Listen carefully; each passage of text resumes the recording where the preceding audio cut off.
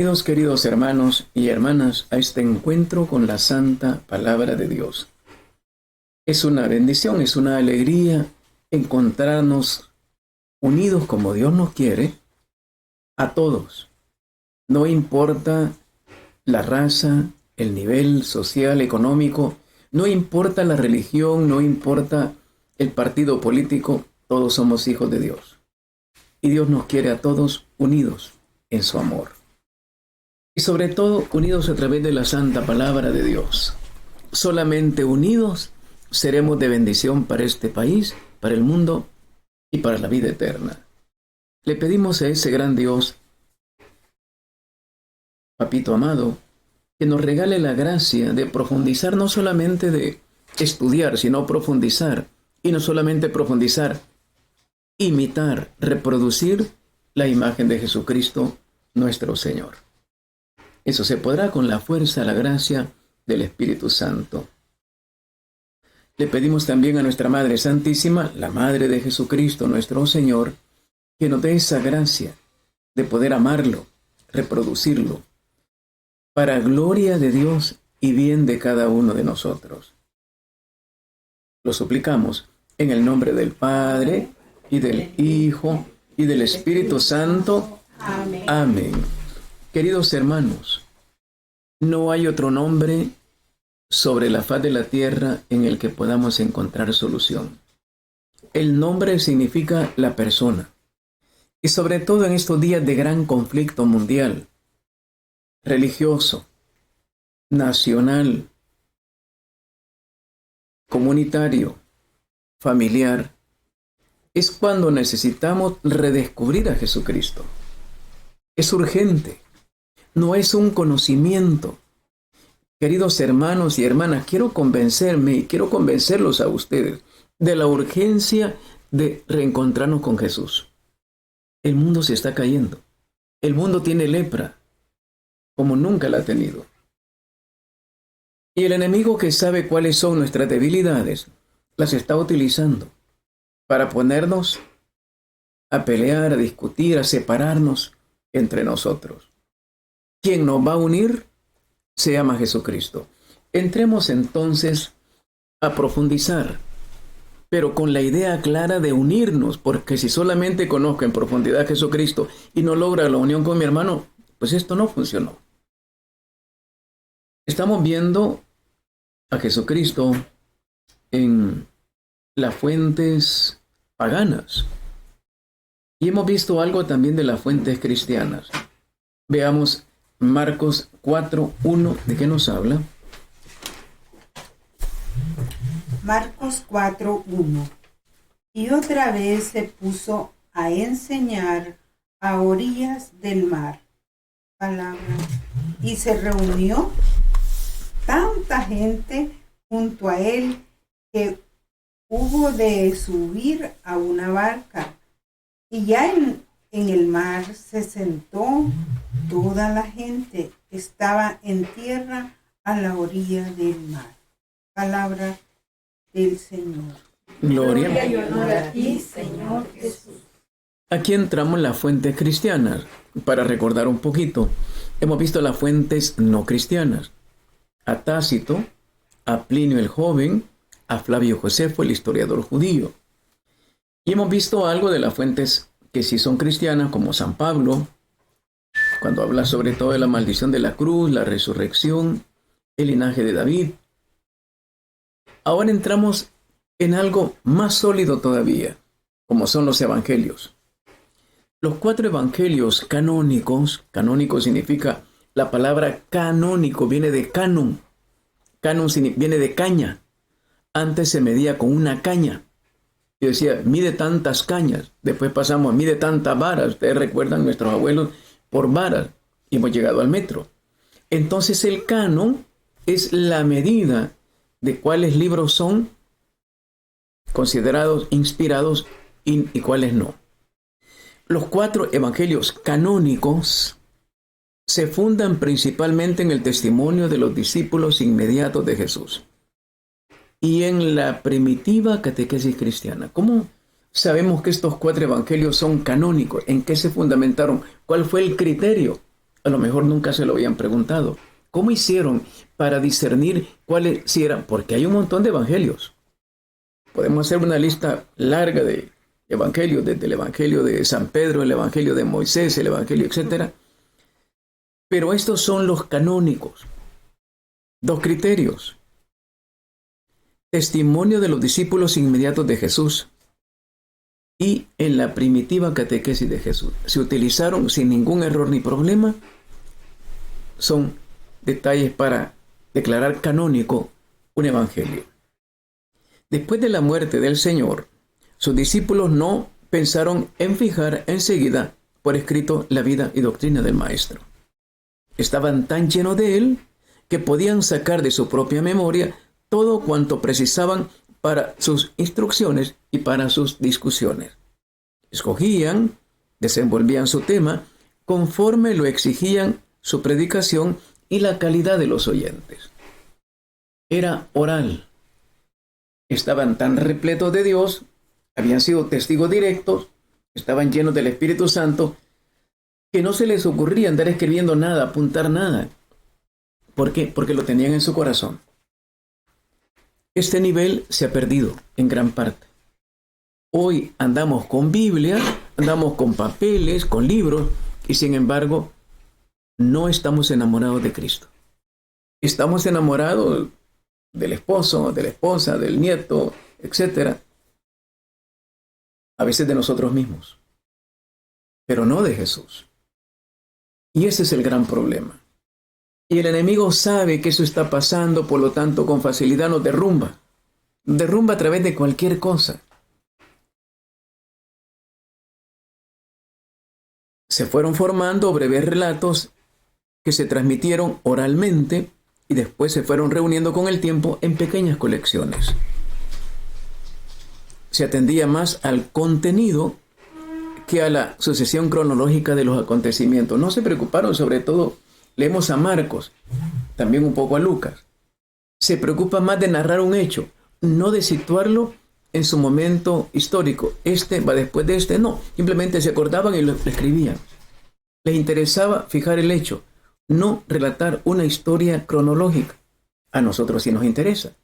Pero como ellos lo estaban diciendo, viviendo delante de gente que conocía el hecho, pues no necesitaban decirle, miren, eso pasó en tal fecha, porque todos sabían, sí, ya lo sabían. Así se fueron dando los evangelios y fueron relatando la vida de Jesús. Colecciones de este tipo se han conservado sobre todo en San Marcos. Las parábolas, por ejemplo, los discursos, la polémica contra los escribas. Se inicia, ustedes se fijan que se inicia todo con la misma fórmula. En aquel tiempo, como no recuerda cuándo fue, Marco no estuvo ahí. En aquel tiempo, no sabe cuándo fue exactamente, no sabe la hora y el día. Él no estuvo ahí. En el caso de Marcos, se le escucha a San Pedro. Y San Pedro está relatando de memoria todo lo que él sí vivió. Y San Marcos está escribiendo. No sabe la fecha, dice, en aquel tiempo, porque no sabe. Pedro ya no está. Recuerda nada más lo que escuchó a San Pedro. Esto para situar un poquito el texto. San Lucas conoció varias de esas tradiciones orales. Algunas de esas colecciones hallaron acogida en nuestros evangelios, particularmente en Mateo y en Lucas, que son los más extensos. Lucas es el más extenso de todo, es casi el doble de San Marcos. Mateo es un poquito más amplio que San Marcos, es el más corto. Y cada uno fue agregando, investigando, dándose cuenta, poniéndolo por orden. Ya San Lucas sí dice, he estudiado, investigado, es la palabra que él utiliza, diligentemente, dice en la introducción de San Lucas, todo por orden.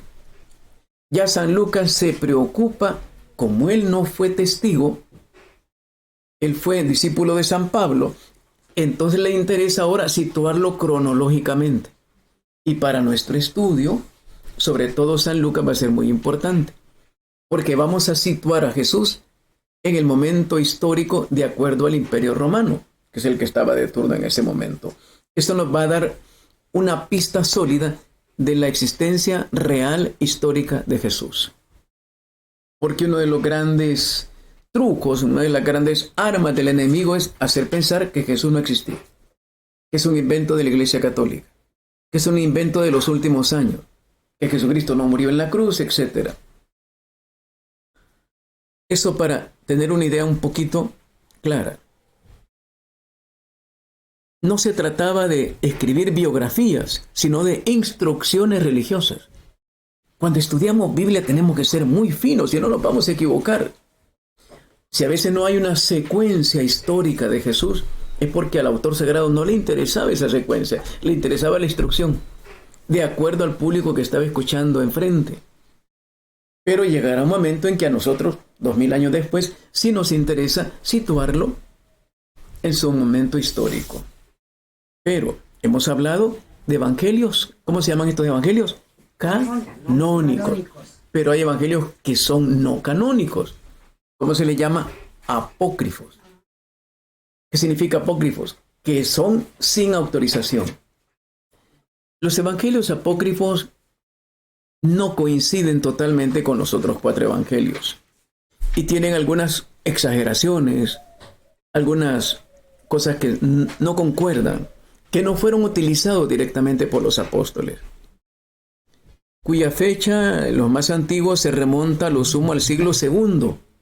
Siglo II, por lo tanto no son del siglo I. No merecen. Los pormenores con que tratan los relatos tomados de los evangelios canónicos son totalmente legendarios. Ya hemos explicado un poquito de eso, por ejemplo, el Evangelio de Santiago, o el libro de Santiago, que aparece como que fuera broma. Iba pasando la Virgen María, iba con el niño Jesús para Egipto. De pronto le dijo a San José: José, yo tengo sed. Sí, le digo, pero yo no puedo hacer nada. Y el niño le dijo al cocotero: cocotero, agáchate que mi madre tiene sed. Y se agachó el cocotero, agarraron agüita y tomaron agüita. Eso es legendario.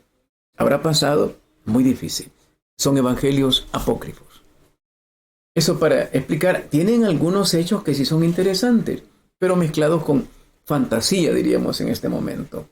O aquella cosa que estaban lavando la ropa, mamita María lavando la ropa, unos niños se ensuciaron en la agüita y el niño Jesús les dijo: mono, mono, mono. Desde ese momento existen los monos. Por supuesto que sabemos que los monos existieron siempre. Hoy nosotros disfrutamos un poco esas historias, pero en aquel momento lo creyeron. O que San José, por ejemplo, tendría 90 y pico de años. ¿Cómo va a tener 90 y pico de años el cuidador de una niña de 15? ¿Para qué le sirve a un anciano de 90 y pico de años? Hasta para que lo cuiden a él, no para cuidar a nadie, porque aunque tendrá un gran corazón, sí, pero sus fuerzas ya no son para proteger a una niña, más una niña con grave peligro. Entonces a San José, en libros así, con una gran barba, tamaño bastón, ya encorvadito, ¿de dónde va a servir para hacer el trabajo de crear un niño Jesús? De cuidar a una mamita María. Por lo tanto, no coinciden esos detalles. Hoy sabemos por los diferentes medios, visiones, que más o menos Santa Faustina, Luisa Picarreta, Caterina Emmerich, van a decir que más o menos andaría por los 30 años San José.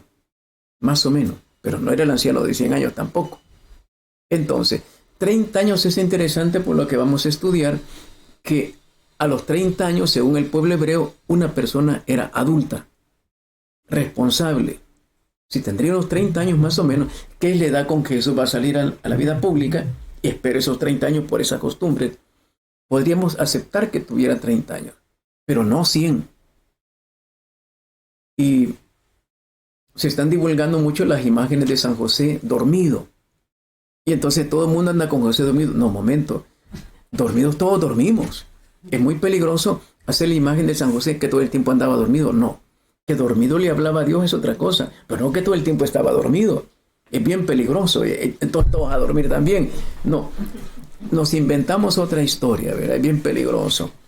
Entonces, tenemos también aquí hablamos, evangelios, la formación de los evangelios y los apócrifos, lo ponemos en la paginita, son mitología, porque la mitología son la forma como lo explicaban los pueblos griego, romano, egipcio, hindú, mitologías, mitos, casi sinónimo de leyenda.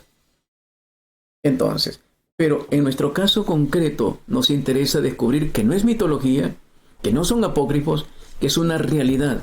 Lo que estamos estableciendo, nosotros no somos videntes del momento de Jesucristo, pero a través de la historia lo podemos encontrar.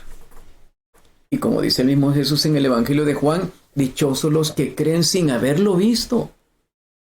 A nosotros, hasta donde podamos, por eso traigo un libro grueso como este, para poderlo leer un poco, compartirlo, para que ustedes puedan tener acceso también. Son libros un poquito caros. Este era la versión antigua, un poquito más barato. Diccionario de la Biblia de Aucejo. Esto valía en aquel tiempo, hace 30 años, valía 700 colones. Hoy vale muchísimo más. Entonces, pero es necesario porque nos da la situación histórica acerca de Jesús en este caso concreto. Y esta breve ojeada que estamos dando nos hace ver que el negar la existencia histórica de Jesús es despreciar maliciosamente toda la investigación seria que hay en la historia. Ya es pura malicia, pura ganas de negar lo que no se puede negar. Sí hay datos históricos. No hay ningún libro en la historia de la humanidad que haya tenido más publicaciones que los Evangelios de Jesucristo. ¿Cómo es que es el hombre que más ha influido en el mundo? ¿Por qué ha influido tanto? Porque es un hecho real, histórico. Ningún ser humano, ningún hombre, por grande que haya sido o mujer, ha influido tanto en la humanidad. Ha sanado tanto, ha instruido tanto como Jesucristo el Señor, basado precisamente en los 4 evangelios de los que estamos estudiando.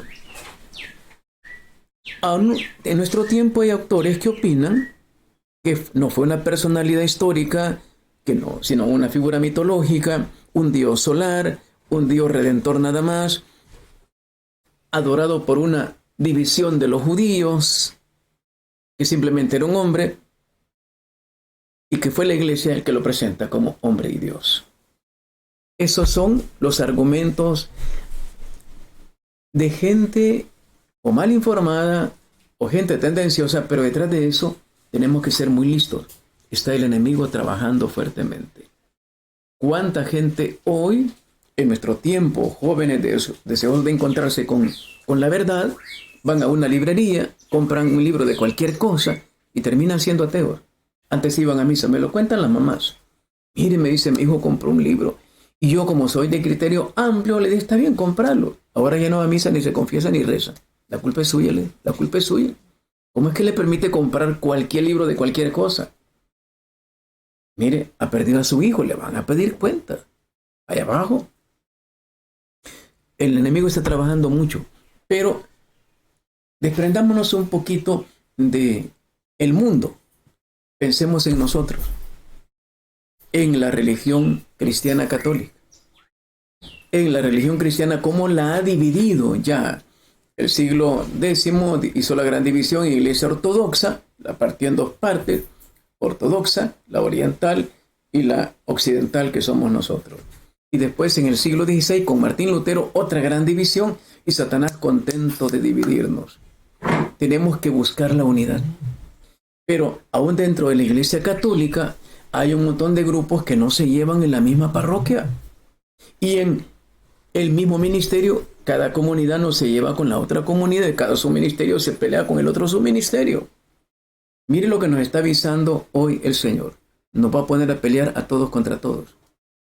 Recuerdo un libro que lo deben de conocer ustedes, Los 3 Mosqueteros, de Alejandro Dumas, tamaño libro, tan grueso como una Biblia.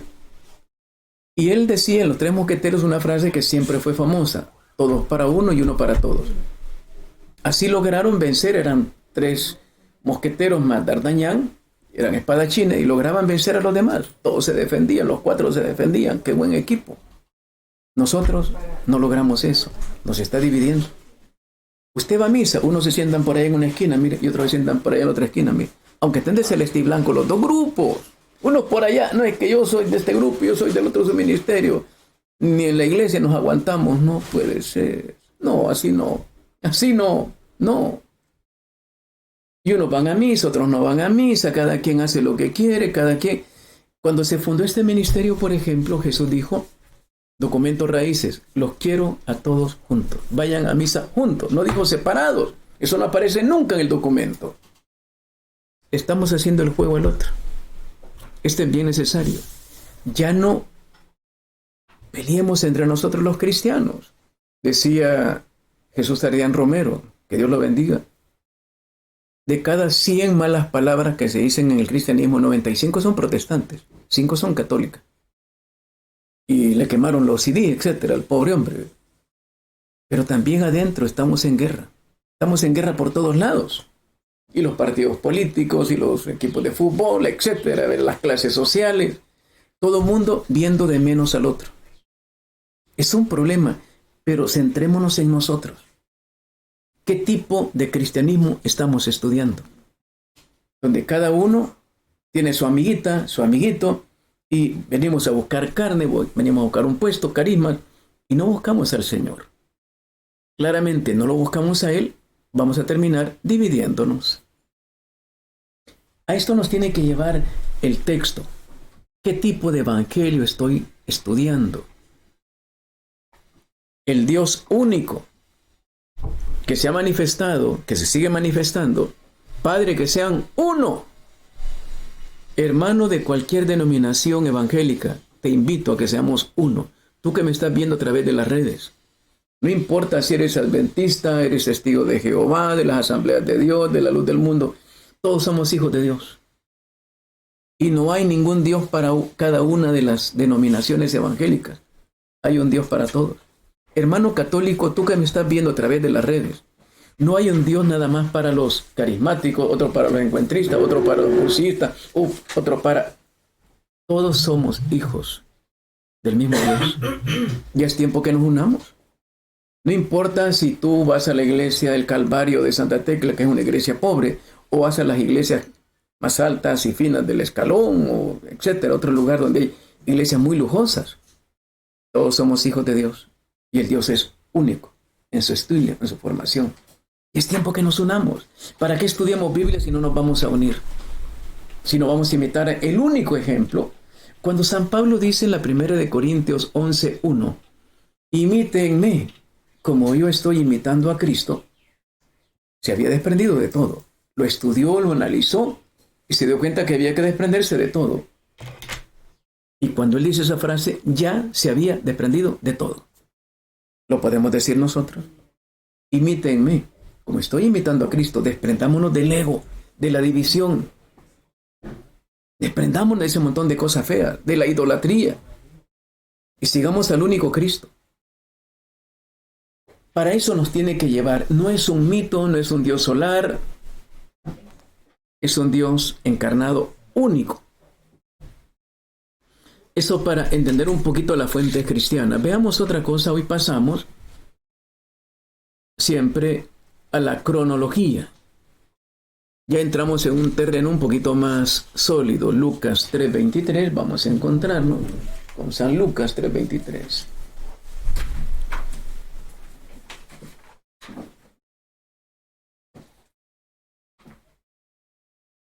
San Lucas 3:23.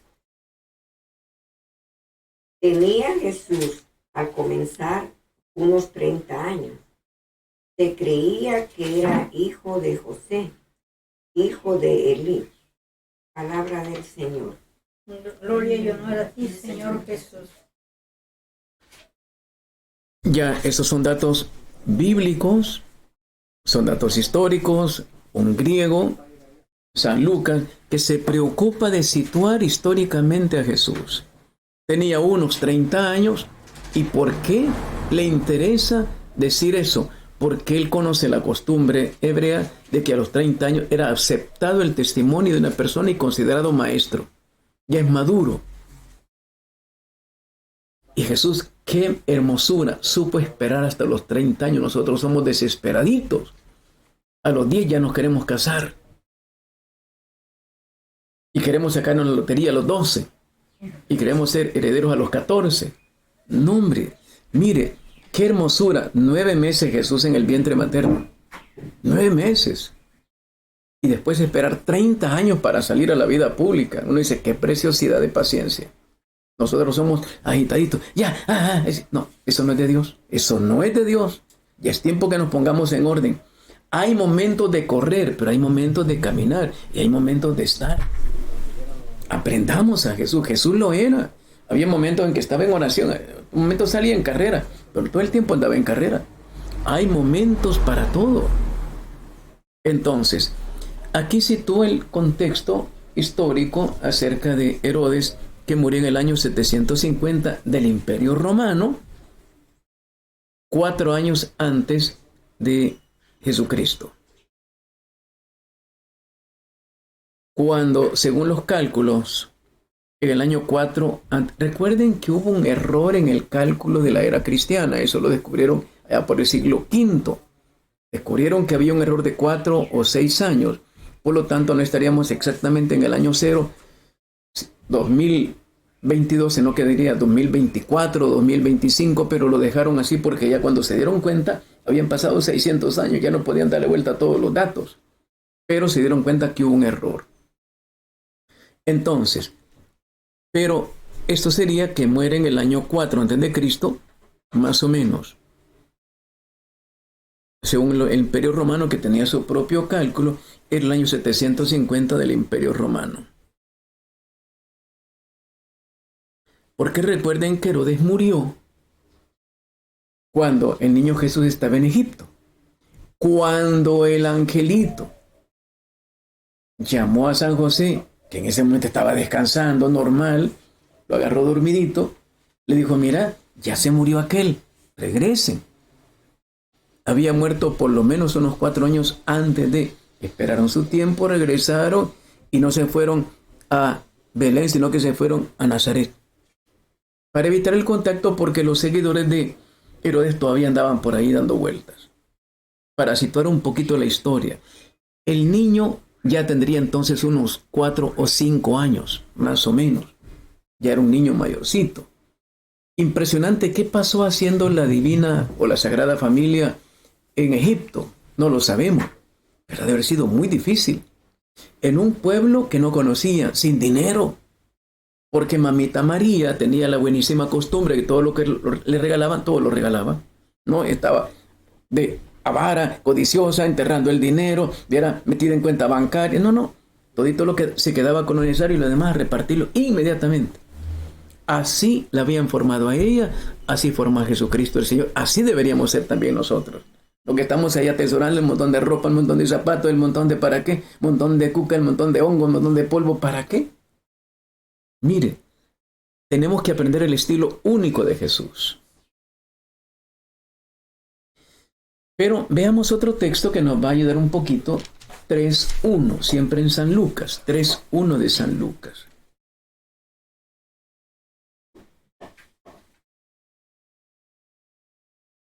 San Lucas 3.1. Era el año 15 del reinado del emperador Tiberio. Poncio Pilato era gobernador de Judea. Herodes gobernaba en Galilea. Su hermano Filipo en Iturea y Tracontilde y Licianias en Abilene. Palabra del Señor. Gloria y honor a ti. Señor Jesús. Bueno, nosotros hasta nombres raros, verá que sabe quiénes fueron esos señores, pero están históricamente, está copiando los anales de la historia romana. ¡Qué preciosidad! Era el año 15 del imperio de Tiberio César. Cualquier historiador va al año 15 a ver qué pasó en el año 15. Era Poncio Pilato, procurador de Judea. ¿Cómo lo sitúa todo? ¿Le interesa estos personajes? Porque es Poncio Pilato el que va a decretar la muerte de Jesús. Herodes tetrarca de Galilea, no es Herodes el papá. Este Herodes es el tetrarca, el otro era rey, este es tetrarca, 4 lugares. Tetra significa 4. Filipo, su hermano, era tetrarca de Iturea y de Traconítida. Eran cargos menores que un rey. Y Lisania, este Filipo es el que va a tener que ver con Juan el Bautista. Recuerdan que Herodes, que eran hermanitos, le quitó la mujer a Filipo, se metió con Herodías, esta señora no respetó que era la cuñada, se metió, etc. Tiene que ver, es un hecho histórico. Su hermano tetrarca de Iturea, de Traconítida, y Lisanias, tetrarca de Abilene. Todas estas personas eran puestas, colocadas por Roma. Por lo tanto, en los anales de Roma están apareciendo estos nombres ahí. Sabemos por la biografía de Poncio Pilato. Vamos a un libro de biografías y aparece Poncio Pilato con toda su historia, cómo murió, etcétera. Lo deportaron después. Igual también Herodes fue deportado, el tetrarca. El otro había muerto, el papá.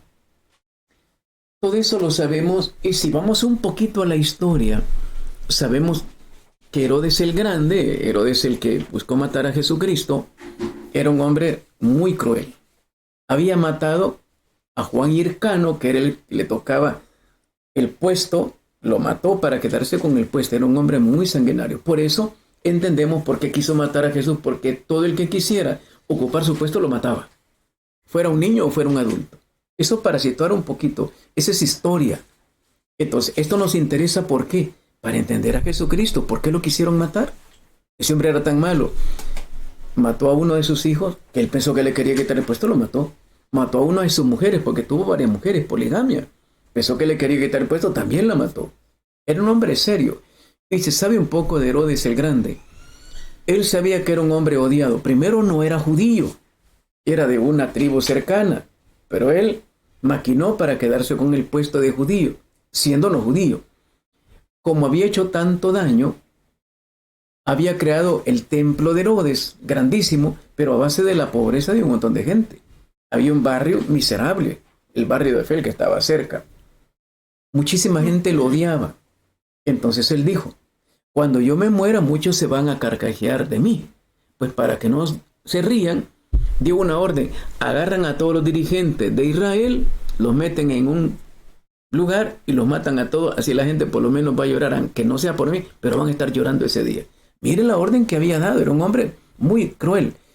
Gracias a Dios, según la historia, esa orden no se cumplió, pero era la orden de Herodes, para entender por qué intentó matar a Jesucristo.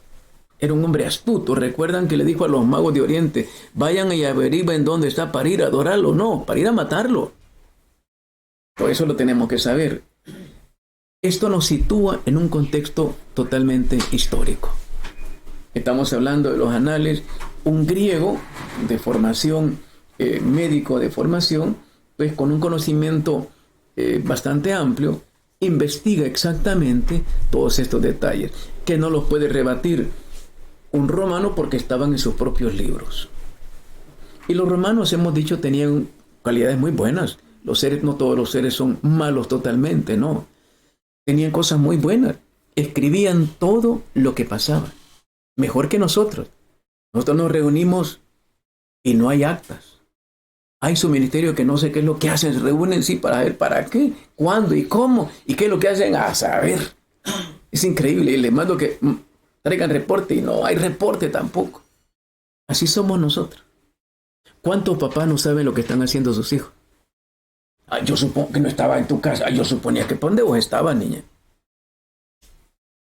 Una señora se estaba preparando para hacer su examen de bachillerato y decía: voy a ir a San Marcos a estudiar. Salió embarazada. Y la familia le dijo al niño: ponele marquito porque vos ibas a San Marcos a estudiar. Saliste embarazada. Hasta ahí se dieron cuenta que era falso que iba a San Marcos a estudiar. Estaba con algún marquito en el camino. ¿Cuántas veces hacemos eso? Ni se dieron cuenta hasta que salió embarazada. ¿Cuántas veces pasa eso? Pero los romanos tenían una formación muy fina. Escribían todo, anotaban todo. Nosotros queremos confiar en la memoria. Se nos va todo. ¿Cuánta gente viene muy simpática a pasar consejería? El Señor le dice las cosas que tiene que decirle. Y se va la gente. A los 6 meses: hermano, estoy bien enferma. ¿Qué pasó? Y todas las instrucciones: es que se me olvidó todo. Santo Dios, ¿qué hacemos? Pues yo les digo: grábenlo, escríbanlo, por favor, es gratis, grábenlo. A mí se me va a olvidar, son tanta gente todos los días. Y hay casos hasta gente que se murió por no seguir instrucciones, gente que se la llevó el otro. Entonces, ese es un problema cultural muy fuerte entre nosotros. somos cholludos, tardistas para llegar. Recibimos clase con un profesor español. Era un grupo de españoles, creo que eran 4 o 5 españoles, muy buenos. Pero ellos decían, miren, ustedes fueron civilizados por nosotros los españoles. Por eso son cholludos para llegar. Hubieran sido colonizados por los ingleses o los alemanes. Mire, a la hora en punto se cierra la cortina y no entra nadie a un evento. Aquellos son así, ¿verdad? Los alemanes, los ingleses cierran la cortina, es un concierto, ahí no entra nadie, se quedan en la calle escuchando el concierto. Aquí llegan, ¿verdad? Llegan, hola, ¿qué tal? Saludando, interrumpen todo, ¿verdad? No saben en qué van, ¿verdad? Y la otra también se pone, ¿qué tal? Qué bueno que viniste a saludar. Igual en misa, fíjense que en misa pasa eso. Llega la última, suena el celular, todos voltean a ver, etc. Es un desorden cultural. Hora católica que va a llegar una hora después. Qué terrible era, qué terrible. No, hombre, no. Dios es puntual. Dios no es católico, ni es evangélico, ni es cristiano. Dios no es español, es mundial. Y Dios es metódico. La Biblia dice, en la primera carta a los Corintios, dice, Dios es un Dios de orden. Dios es universal en el sentido, es de todos, es de todos. Y eso del hora católica, le estamos ofendiendo a la Iglesia Católica con eso, pero al Dios católico. La palabra inventada o descubierta por San Ignacio de Antioquía en el año 107. La Iglesia de Cristo es universal, es católicos. Una palabra muy buena. Pero qué malo que la usamos mal para decir que los católicos son cholludos. No, hombre, tampoco. Eso para explicar un poquito la importancia del orden en toda nuestra vida. Pero veamos otro detalle, siempre ahí. ¿Por qué estamos hablando de 3:1? ¿Qué significa?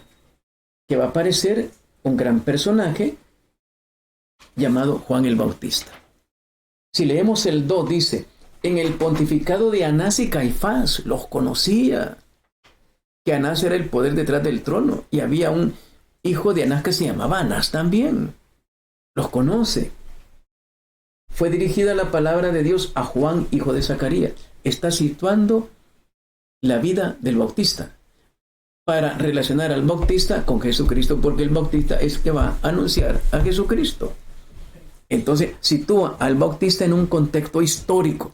Esto es para situar a Juan, pero en el mismo momento eran 6 meses de diferencia, por lo tanto también esto tiene que ver con Jesucristo. Eran 6 meses de diferencia.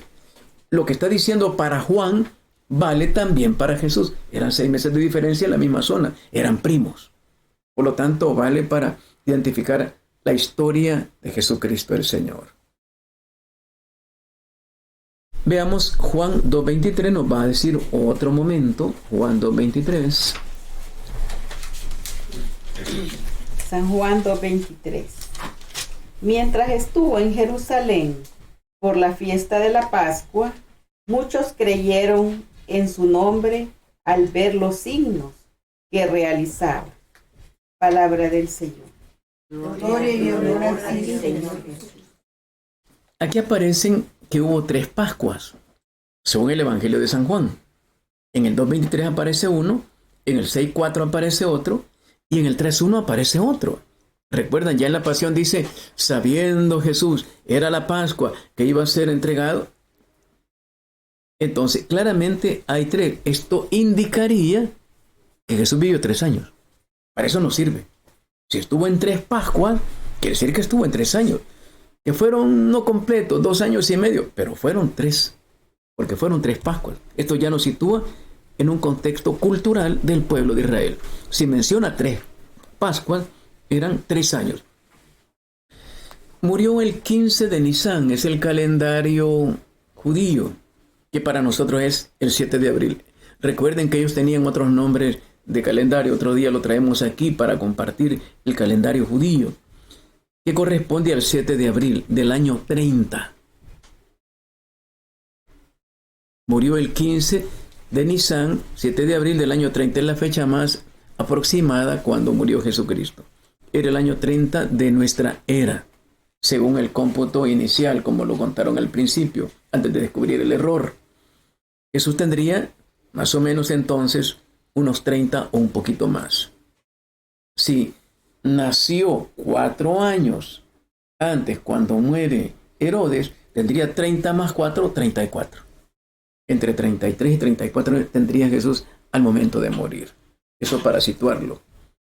Pilato estuvo desde el 26 al 36, por lo tanto sí tuvo que ver con la muerte de Jesús. Porque si en el cómputo romano murió en el 30 y él se va en el 36 al exilio, lo exiliaron, fue 6 años después de la muerte de Jesús que va exiliado, por lo tanto estuvo ahí. Claramente coincide como un rompecabezas que se va armando. Estuvo desde el año 26, 10 años más o menos, antes que apareciera el Bautista. El Bautista aparece más o menos en el año 30 del imperio, o 26, 27 de la era cristiana. Se aparece más o menos en ese tiempo y muere, o se va exiliado en el 36, 10 años, el tiempo exacto cuando aparece el Bautista, y aparece también Jesucristo, que murieron muy cercano. Esto para indicar que ya el texto nos sitúa, el texto de Juan nos sitúa que por lo menos vivió 3 años en vida pública. Porque la costumbre hermosa que tenía el pueblo de Israel, cada año subían porque eran 760 metros arriba del Mediterráneo, subían a celebrar la Pascua. Por lo menos el israelita tenía la costumbre, aunque sea una vez al año, tienen que ir allá. Una costumbre muy buena. Y Jesús, como buen cristiano, como buen judío, sube, y lo detalla el evangelista, se preocupa de eso. Subió la primera vez en el 2.23, en el 6.4 y el 13.1. Él está escribiendo en el año 100. Subió para celebrar la Pascua porque era obligación. Y como buen israelita que era Jesucristo, va a celebrar la Pascua con lo suyo. Era una anticipación de lo que él va a hacer en la cruz. La Pascua, que significa paso del Mar Rojo a la liberación en el desierto, va a ser la Pascua, liberación de esta vida para la vida eterna. Aquello es una preparación para esto. Y Jesús, que sabe que aquello fue un símbolo anticipado de la gran liberación, él está respetando y motivando a que se celebre muy bien la Pascua, porque además él había dicho en el Antiguo Testamento, esto se celebrará de generación en generación, y él está cumpliendo. Por lo tanto, no vino a quitar esas costumbres, no, a darle su recta interpretación. Aquello fue una liberación de Egipto, esta es una liberación total del pecado.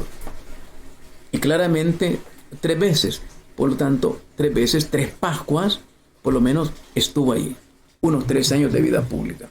Esto coincide para tener datos claros de cuántos años vivió Jesús en la vida pública. Claro que aparece el dato del principio, que fue de niño a los 12 años. Pero después, ya como adulto, va a estar 3 veces por lo menos en Jerusalén. Esta es una cronología muy interesante basada en textos romanos, pero que tienen que ver con lo que pasó con el Bautista y con Jesucristo para situarlos en la historia. Después de estas pinceladas históricas, pasamos ahora a la persona, lo que nos interesa, la persona de Jesús. Ya no tenemos duda de que Él existió realmente. Nos falta ver nada más un detalle de la cronología, Juan 19:14. Veamos, Juan 19:14. Era el día de la preparación de la Pascua, hacia el mediodía. Dice Pilatos a los judíos: aquí tienen a su rey. Palabra del Señor. Gloria y honor a ti, Señor Jesús. Era el día de la preparación de la Pascua. ¿Qué día se celebraba la Pascua? Era sábado. El sábado era el día más importante. La Pascua se celebraba día sábado. Recuerden cómo contaban el tiempo los hebreos. A las 6:01 del viernes ya era sábado. Era el día de la preparación, era día viernes. De la Pascua hacia el mediodía, viernes al mediodía. Cuando Pilato dice a los judíos, aquí tienen a su rey. Cuando lo condenaron fue al mediodía, del día viernes. Se preparaban para la Pascua una Pascua que él fue la última que comió. Y fue precisamente en ese momento cuando lo matan. Lo sabemos, Pilato está escribiendo que fue al mediodía cuando tuvo que dictar la sentencia contra Jesucristo.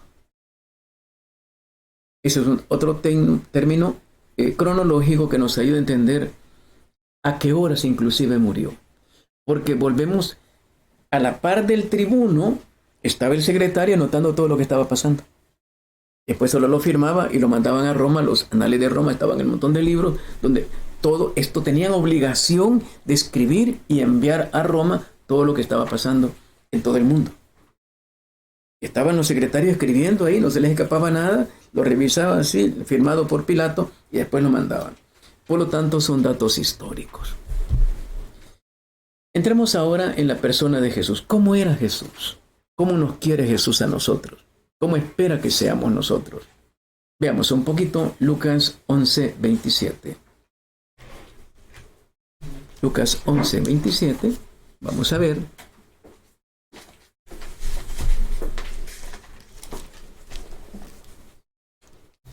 Lucas 11:27.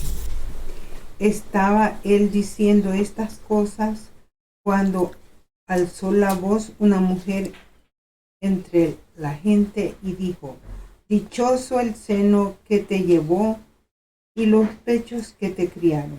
Palabra del Señor.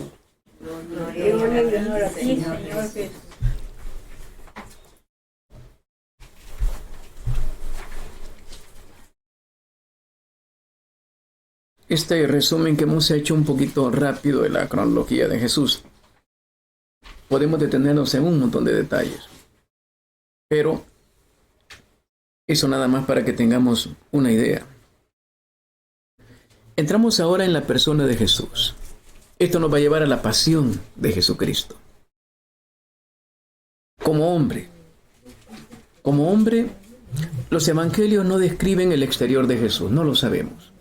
Y es interesante, porque a Dios no le interesa que describamos la cara de Jesús, el cuerpo de Jesús. Para que no nos quedemos en la apariencia nunca. ¿Por qué nos equivocamos de planeta? ¿Por qué solo andamos viendo la cara, el cuerpo? Lo que decíamos la semana anterior, el cuchumbo, ¿verdad? ¿Por qué solo nos quedamos viendo eso? Porque no conocemos a Cristo. Una persona cuchumbera no es cristiana. Clarísimo. Porque Él, mire lo que estamos leyendo, nunca quiso que lo amáramos por su cara, aunque era el hombre perfecto. El hombre más hermoso de todos los tiempos. Claro que lo es. Y ahora muchísimo más después de la pasión. Pero en vida aparecía como uno de tantos. Tanto que en la noche de la pasión, Judas, que sabía que había dos personas casi parecidas, Santiago el menor era parecido a Jesús físicamente, él tuvo que decir, mire, tengo que darle al que le di un beso para que no se vea, porque hay dos que se parecen. O sea, Jesús no se distinguía por su cara ni por su cuerpo, sino por el interior, que es lo que nosotros deberíamos haber valorado en las personas. Jesús a propósito no quiso que se describiera. Fíjese que conocemos, por ejemplo, hablamos de San Juan de Capistrano, el santo de ayer. Es interesante la biografía de San Juan de Capistrano, el santo de Europa. Lo mencionamos un poco en el tema de ayer. Sabemos que era pequeño de estatura, que ayunaba mucho, era enjuto, era piel y hueso, así lo describe, era piel y hueso, pequeñito, chiquito, flaquito, pero un hombre todoterreno. Recorrió toda Europa evangelizando, esa chiquitinada, mire de hombre, chiquitillo, pero con un... Sabemos datos históricos de estos personajes, cómo eran físicamente. En cambio de Jesús no sabemos mayor cosa. De Santa Rosa de Lima, que era muy linda, tenía una cara preciosa, una cabellera, etc. De Jesús no sabemos mayor cosa. Porque no quiso. Él es el que mueve todo. Los pelos de la cabeza están contados y no se cae ni uno sin la voluntad de Él. Si Él hubiera querido, se sabe, no quiso. Para que usted y yo aprendamos a valorar el interior de las personas. Los evangelios no describen el exterior de Jesús, pero hubo de ser impresionante y atrayente. Podemos deducirlo de la impresión que producía en el pueblo y del grito de admiración de una mujercita, la cual ciertamente no se refería solo a su carácter externo. Veamos Lucas 11:27 que hemos leído. estaba él diciendo estas cosas, estaba hablando con una preciosidad, una dulzura, una ternura, una profundidad. Cuando alzó la voz una mujer de entre la gente y dijo: dichoso el seno que te llevó y los pechos que te criaron. ¡Qué hermosa alabanza! Es una bienaventuranza. Está hablando bien de Mamita María. Para aquellos que tratan mal a Mamita María, aquí hay una bendición para Mamita María. Dichosos los pechos que te criaron. Mire el texto. El seno que te llevó. Está hablando bien del seno virginal de María. Qué seno más dichoso el que te tuvo adentro, le dice esta señora, ¿verdad? Como buena madre. Y los pechos que te amamantaron. Qué preciosidad lo que estuviste bebiendo desde niño. Dichosa aquella mujer, dichoso tú que tuviste esa gran madre. Eso le está diciendo. Dichoso el seno que te llevó. Está hablando bien de la mujer. Y los pechos de esa mujer que te criaron. Por un lado, es algo hermoso. Esta mujer reconoce que ese hombre es un ser normal, que tuvo una mamá y que le dieron de mamar en unos senos de mamá. Es un hombre normal. No apareció de pronto cayendo del cielo. Pero esta señora se está fijando en que todo eso que le sale, que le fluye a Jesús, es porque tuve una gran madre. Eso que has mamado de esos senos benditos es lo que ahora estamos viendo y oyendo. Esa preciosidad tuviste que haberla adquirido en los brazos de tu madre. Qué hermoso que dijeran también eso de nosotros. ¿Cómo habrá sido la mamá de Carmencita Portilla? De Lucy Colato. ¿Cómo habrá sido? ¿Verdad? Haber sido una gran madre. ¿Verdad? Por ejemplo, hablaban de San Vicente de Paúl. Cuando veían a aquel hombre tan dulce, tan generoso, tan caritativo, decían: ¿cómo no será Dios de amable? Si este hombre es tan dulce, tan tierno, tan amoroso, ¿cómo no será el Dios que sirve? Hablaban bien del Dios al que servía. En cambio, nos ven a nosotros y dicen: ese Dios que predican esto, a saber cuál será. Estaba un niño en catequesis y estaba la pobre catequista enseñando catequesis, ¿verdad? Y de pronto estaba diciendo que nosotros tenemos un papá que al que tenemos que obedecer y que nosotros nos parecemos un poquito a papá Dios. Y levanta la manita un niño y dice: y papá Dios es tan borracho como el mío. Qué terrible, ¿verdad? Qué pena que diga eso un niño. O peor, fuimos a dar una plática, una consejería ahí por el Colegio Guadalupano. Había antes una oficina de niños violados en esa calle. Y nos dijo la psicóloga: por favor no mencionen el nombre papá. ¿Y por qué? Porque los papás son los que han violado a estos niños y no quieren saber nada de esa palabra. Qué duro, ¿verdad? ¿Cómo no se va a estar cayendo la religión si los papás, la mamá, los esposos, etcétera, una de insultos entre todos? ¿Cómo pueden creer en un Dios si el que están viendo va a misa y mire cómo se comporta? ¿Cómo pueden creer en ese Dios si se han casado por la iglesia y miren cómo? Aquí vienen muchas jovencitas que dicen: ¿yo casarme? Para ser como mi papá y mi mamá, que se casaron y sirven en un ministerio y están en una parroquia. Yo no me caso, no vale la pena. Hemos servido de antitestimonio y no lo queremos aceptar, que es lo peor. No lo queremos aceptar. En cambio, aquí hay una mujer que está admirando a la madre de Jesús. Pero Jesús, con una gran cabezota, sabiduría tremenda, se da cuenta del posible error. Se van a quedar hablando bien de la mamá y de la parte externa de Jesús. Dice: momento, eso no es lo más importante. Él dijo: dichosos más bien los que oyen la palabra que estoy diciendo y la aman, la practican. No te fijes solamente en mi madre, en mi cara, en mi parte externa. La palabra que estoy diciendo. Entonces hay un elogio muy bonito, pero muy espiritual. Esta palabra muy bonita la aprendí de mi padre y también de mi madre. Porque ¿quién le enseñó todo eso humanamente hablando?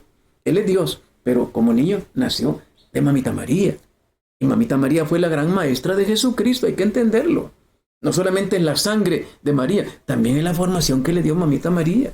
Él como Dios no necesita aprender nada, pero como niño iba creciendo, dice el texto bíblico. Más bien los que oyen la palabra. Mi madre la oyó, no fue la primera que dijo hágase, Lucas 1:38. La oyó y la cumplió, y la guardó en su corazón, y la guarda. Está hablando un elogio muy lindo de María. Mire lo que estoy expresando. Un elogio muy lindo de María, pero no a nivel físico, sino a nivel espiritual. Ella escuchó la palabra de Dios y la guardó en su corazón. Varias veces dice San Lucas, no entendía, pero la guardaba en su corazoncito. Está hablando de María. Básicamente lo que está diciendo Jesús, porque algunos hermanos no entienden, no estudian bien correctamente la Biblia, que aquí está insultando a María. No, la está elogiando, pero a nivel espiritual, no a nivel físico. Claro que María era la mujer más guapa de todos los tiempos, claro que sí. No hay nadie tan lindo como María.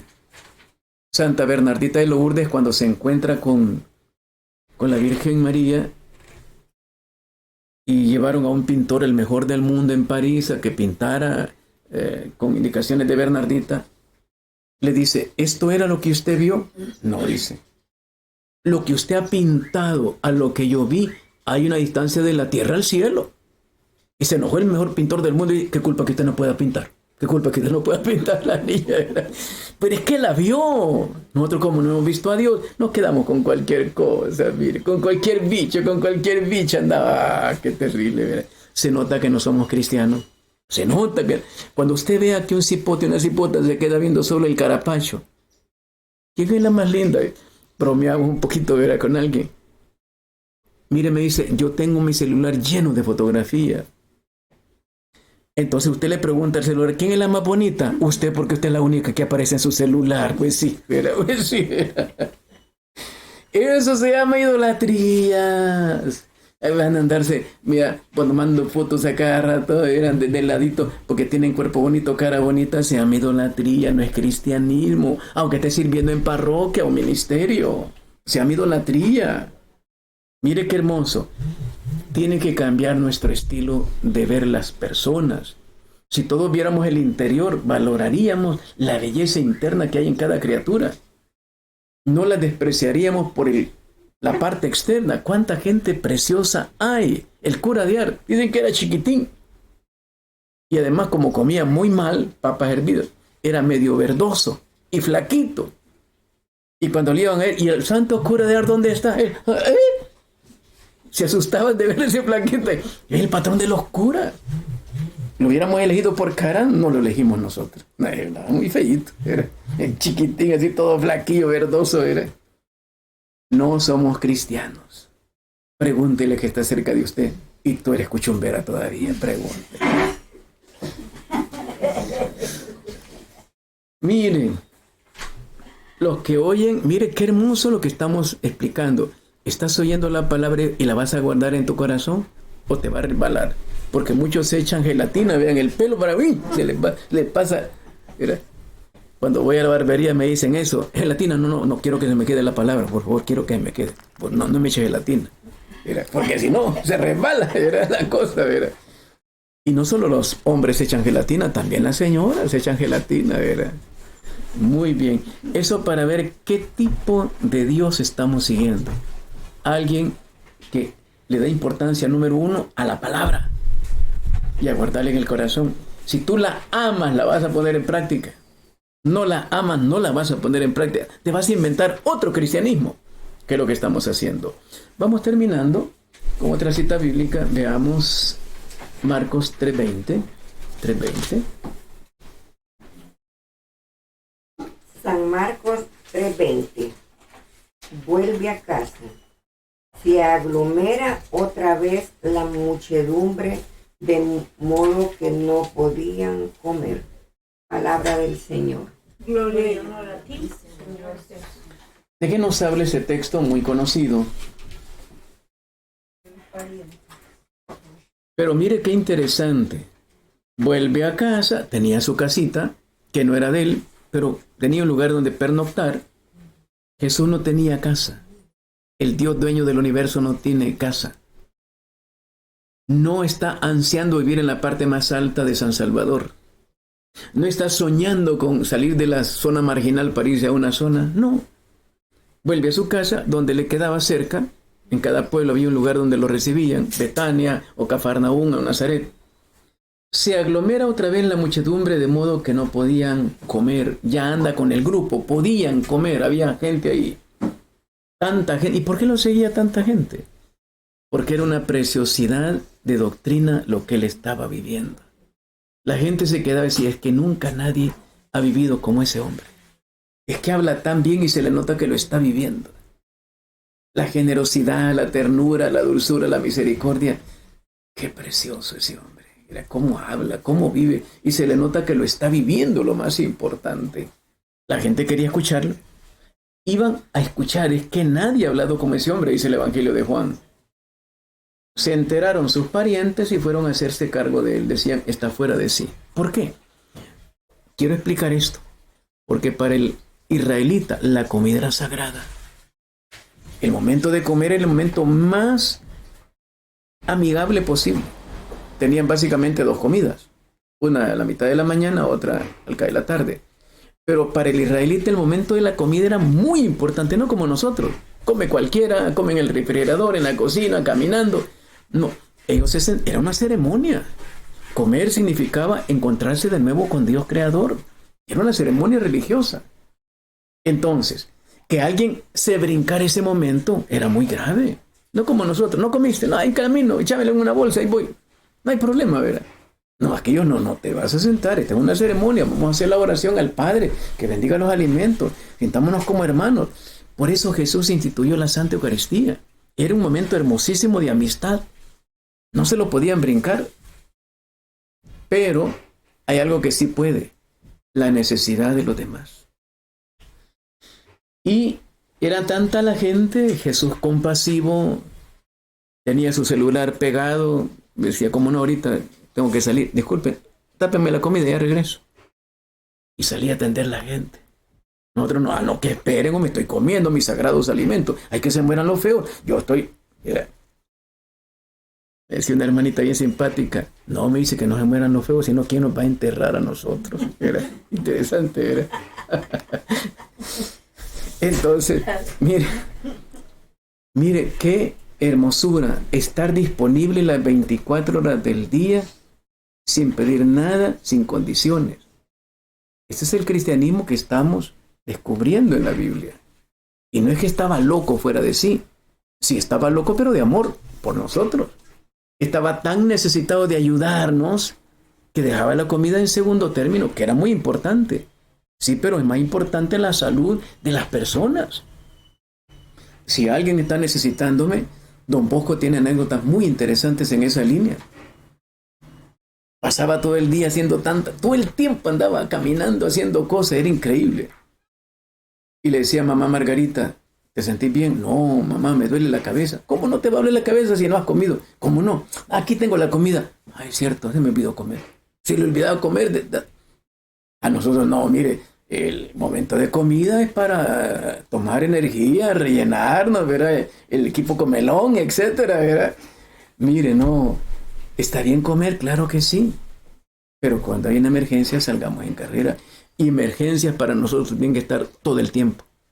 No puede haber una persona que esté necesitada que tú, no, ahorita que no me hable. A no ser que estoy atendiendo a otra persona o estoy en un momento de reflexión como ahorita, no puedo atender a nadie. Después tengo que atender. Pero de lo contrario, Jesús estaba todo el tiempo necesitado. Vi un montón de gente, dijo que bueno, tenemos trabajo, dijo.